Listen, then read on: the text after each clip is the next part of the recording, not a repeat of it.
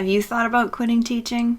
Yeah, me too. But quitting teaching just might not be an option right now, right? And let's face it, as tough as this job is, you actually love to teach. Now, I'm not going to pretend that I know everything about your situation and what you're going through right now, but I can give you a little hack that just may help you in how you think about things moving forward. The hard fact is that you just can't control everything in your job, but there are some things that you can. So let's take a few minutes to focus in on things that you actually can control. And we're going to do this with the idea of math. Simple addition and subtraction. So here's what I want you to ask yourself.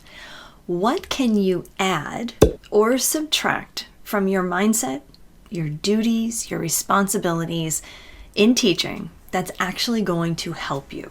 So let's brainstorm. Go ahead and grab a pen and paper or just listen in as I go through some ideas that I've come up with and see what comes up for you.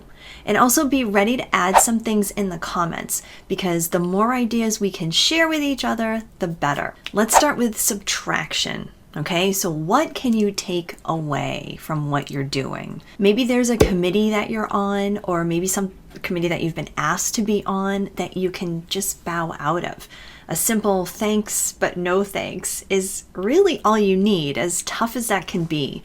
You know, you might want to say that, you just really want to focus in on your classroom and your students right now, and you just don't have the capacity to be on this committee anymore.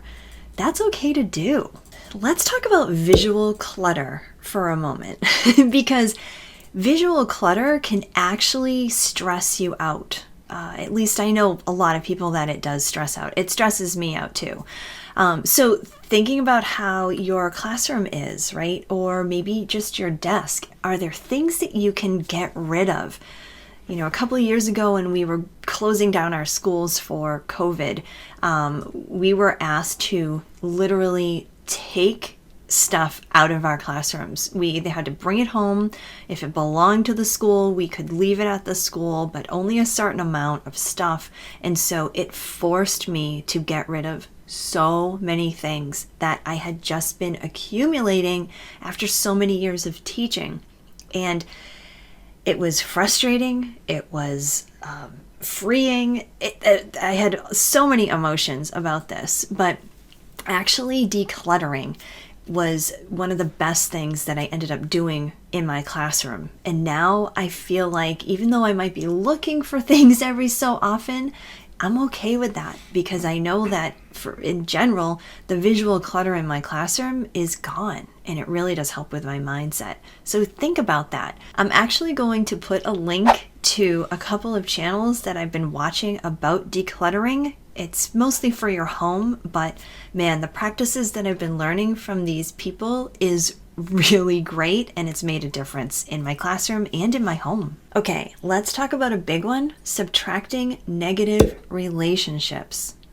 Now, I talked about that in the last video, so make sure you go check that one out.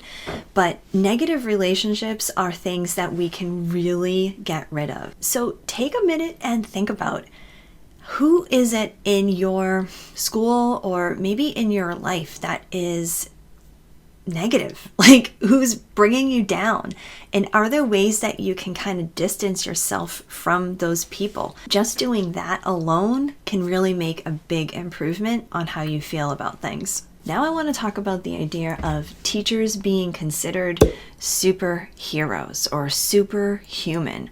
We are thought of to do all these things and be everything for every student. And I think that alone, that thinking needs to be something we subtract from our beings.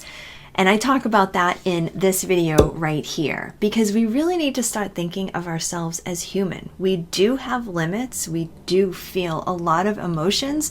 And if we can remember that, we can also move on with our jobs in a better mindset. So think about subtracting that idea that you have to do everything and be everything for everybody. Now, here's something that you may or may not have control over, but think about it for just a moment.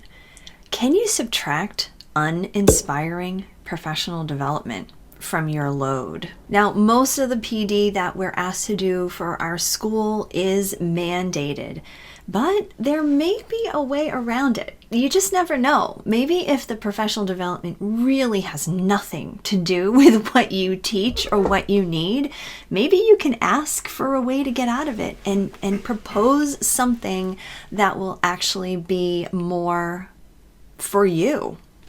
What do you think of that? Now I want you to consider some of those unnecessary assignments that you give that might be able to be subtracted from your workload. And we have a visitor with us, maybe for the rest of the video. I don't know.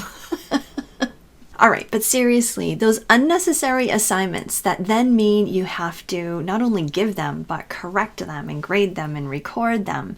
Maybe they're things that you don't necessarily have to grade and record. Maybe you can just pass it back. Or maybe there's something that you can actually cut out, a piece of the assignment that you can cut out so that you don't have to think about it and collect it and create more work for yourself. So this will take a little bit of a time to really think about and go through what kinds of things do you assign for a project or what have you, but then think about what you can actually take out that will lighten your load a little bit.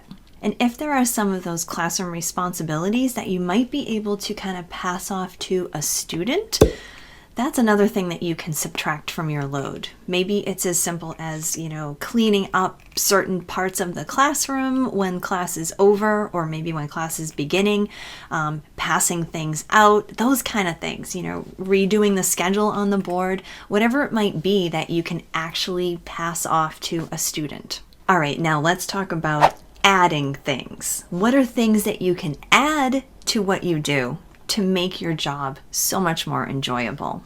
My number one go-to for adding something that's going to bring a little bit more joy to my teaching is to add in a creative lesson, something that will get my kids creating and thinking and invested in what they're doing, that will kind of just bring a little bit of joy to the classroom. If you're interested in some ideas of little activities that you can add to your curriculum, to your content, to your lessons, make sure you check out this how-to playlist, because it's got some great ideas that you can just sprinkle into what you're already doing. This last idea that I put on my YouTube channel, one of my own colleagues took the idea and made it her own and did some amazing artwork with her students. And then as a bonus, she actually gave me a call and asked me to come down and check out what her students were doing. So that just brought some added joy to my day too. So go ahead and check it out and see what ideas you might be able to come up with once you get some basic activity inspiration. All right, so here are a couple of small ideas of things that you can add to your teaching. A 10-minute walk, just a little walk around either the inside of the school if the weather's not that great, or maybe you can walk around the outside of the school. And better yet, a 10-minute walk with a colleague to kind of get your energy out and then also have some good conversation. That's such a nice thing to add to your day. Now I know what you're thinking, when am I going to find 10 minutes? But if you really think about it, there might be that 10 minutes or maybe even 5 to just get out of the school and go see some sunshine. Maybe it's 10 minutes out of your lunch break, which you're going to probably use to copy papers anyway, or maybe just before or right after school. All right, another really simple thing that I have actually added to my day is after lunch, I'll have a little piece of chocolate. And let's not forget the power of finding professional development that's actually going to be inspiring for ourselves. What kind of professional development do you need? Do you want? Maybe it's professional, maybe it's personal. Find something that's gonna just inspire you and make you happy. And those experiences are things that are going to be able to be brought into your classroom, whether it's a mindset thing that just ultimately helps you be in a better mood so that you're better ready to teach your own students, or it gives you some great ideas that are going to just integrate into the content that you're already teaching. Of course, if you want some examples of some great professional development that you can be part of, go ahead and check out in the description. I'll show you where you can find all the great PD opportunities that I have for you at the Inspired Classroom.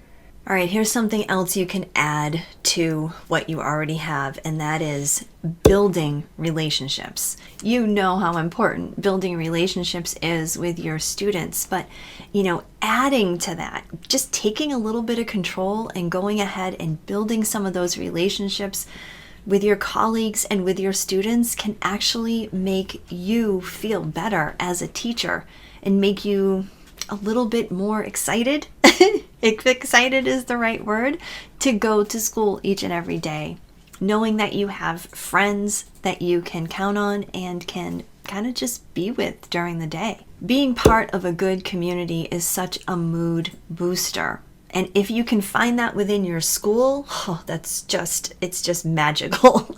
But if you can't, consider how you can build relationships and find your people online or outside of school. I'd love to invite you to our Facebook community of inspiring teachers, and maybe you'll find some great connections there.